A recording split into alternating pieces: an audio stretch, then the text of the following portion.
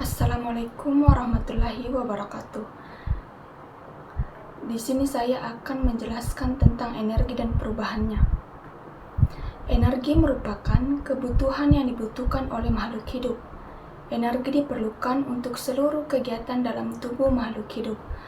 Tumbuhan untuk melakukan fotosintesis membutuhkan energi. Hewan untuk beraktivitas dan memperoleh makan juga membutuhkan energi. Manusia selain membutuhkan energi untuk makan dan melakukan aktivitas serta perkembangbiakan.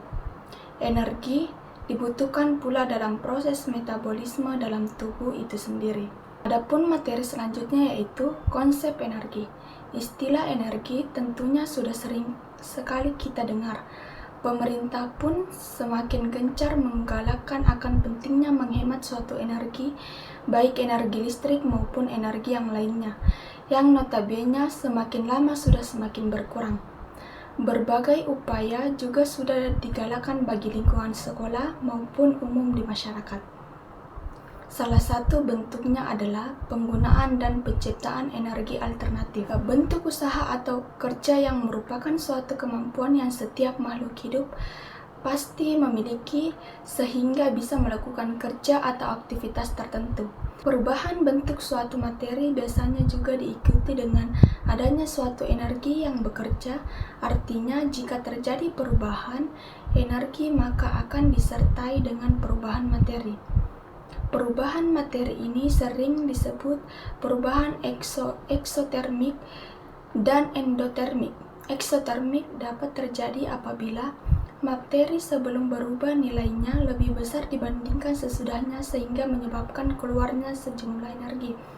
Sedangkan endotermik dapat terjadi apabila energi yang ada pada materi sebelum terjadi perubahan adalah lebih kecil daripada setelah berubah sehingga menyebabkan masuknya energi. Contohnya adalah energi cahaya matahari yang akan berperan pada proses fotosintesis atau pembentukan nutrisi bagi tumbuhan.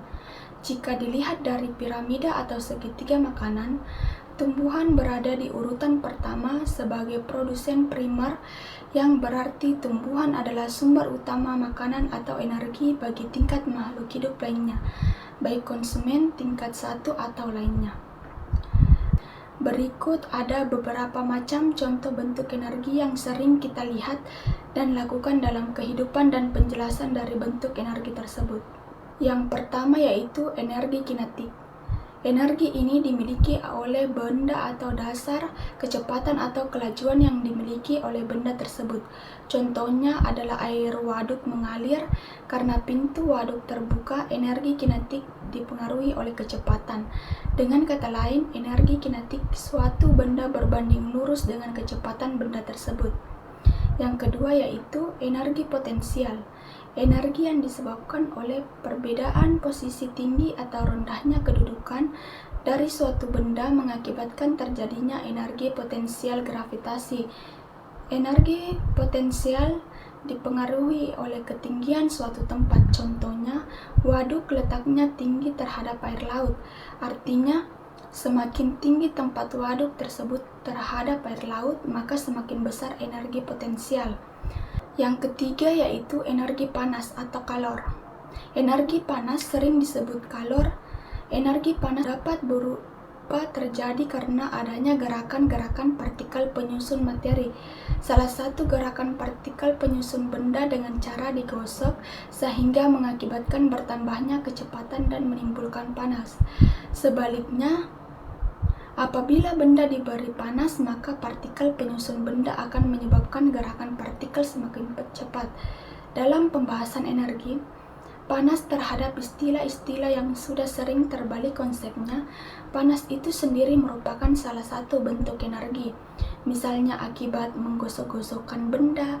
Kalor adalah energi panas yang berpindah suhu merupakan derajat besaran nilai panas suatu benda. Yang keempat yaitu energi cahaya. Energi cahaya merupakan energi yang dihasilkan gelombang elektromagnetik. Yang kelima yaitu energi listrik. Energi ini timbul karena adanya suatu muatan listrik yang mengalami pergerakan. Gerakan ini akan menimbulkan beda potensial pada ujung konduktor. Besarnya energi listrik ini sangat ditentukan oleh besarnya benda potensial dan jumlah muatan. Beberapa cara menimbulkan energi listrik yaitu yang pertama dengan air terjun atau sungai yang memiliki energi kinetik, yang kedua kincir angin yang digerakkan energi angin, yang ketiga menggunakan energi kimia atau aki, yang keempat generator listrik yang diputar oleh energi uap, yang kelima menggunakan tenaga diesel, yang terakhir menggunakan tenaga nuklir. Keenam yaitu energi kimia. Proses kimia ikatan antar atom-atom akan menghasilkan suatu energi. Sederhananya, energi ini tersimpan pada makanan berupa zat-zat yang bereaksi secara biokimia di dalam tubuh makhluk hidup. Jika dikonsumsi, energi ini akan memungkinkan makhluk hidup dapat melakukan berbagai macam aktivitas dalam kehidupan sehari-hari. Contoh sederhana lainnya adalah makhluk hidup yang telah mati sejak jutaan tahun yang lalu. Fosil yang ada di dalam tanah akan terbentuk minyak bumi yang mana sangat bermanfaat untuk manusia. Salah satunya adalah untuk bahan bakar minyak. Yang ketujuh yaitu energi nuklir. Energi nuklir adalah energi yang terkandung dalam inti atom. Energi nuklir akan keluar bila suatu inti berubah menjadi inti lain, atau dapat dikatakan pemecahan atom. Pecahan tersebut diikuti dengan pembebasan energi. Materi selanjutnya yaitu energi dan usaha. Usaha merupakan proses dan aktivitas untuk suatu tujuan, dan menurut bidang ilmu fisika, usaha ditentukan oleh adanya suatu perpindahan dan gaya. Apabila suatu benda dikenal gaya sehingga menyebabkan benda tersebut berpindah tempat, maka bisa disebut melakukan usaha.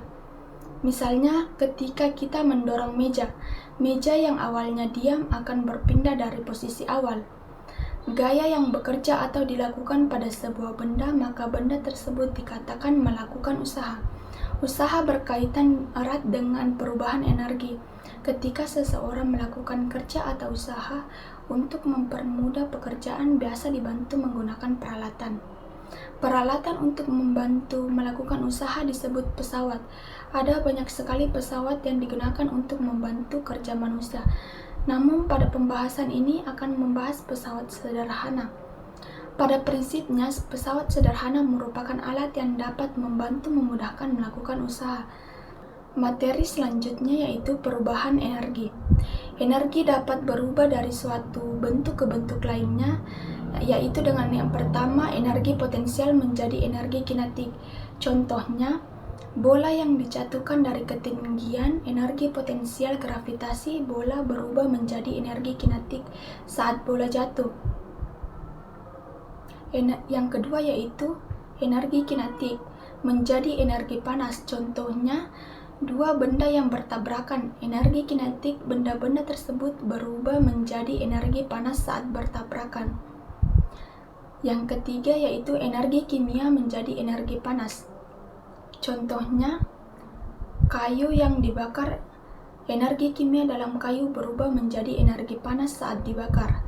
Yang keempat, energi listrik menjadi energi cahaya.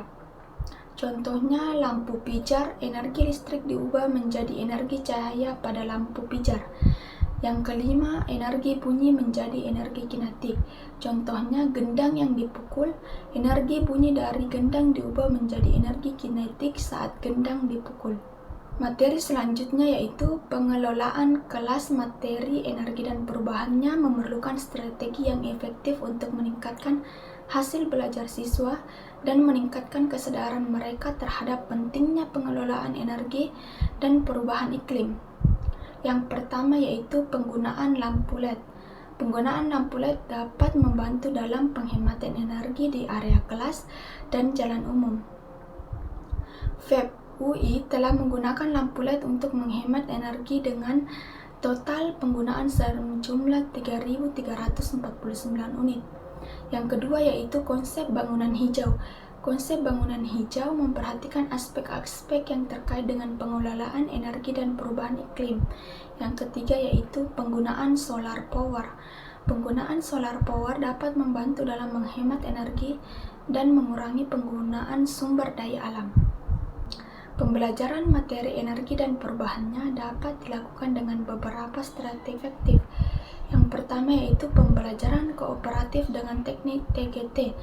Penelitian yang dilakukan di SDN Sumberjo 02 Batu menunjukkan bahwa pembelajaran kooperatif dengan teknik TGT dapat meningkatkan hasil belajar materi energi dan perubahannya.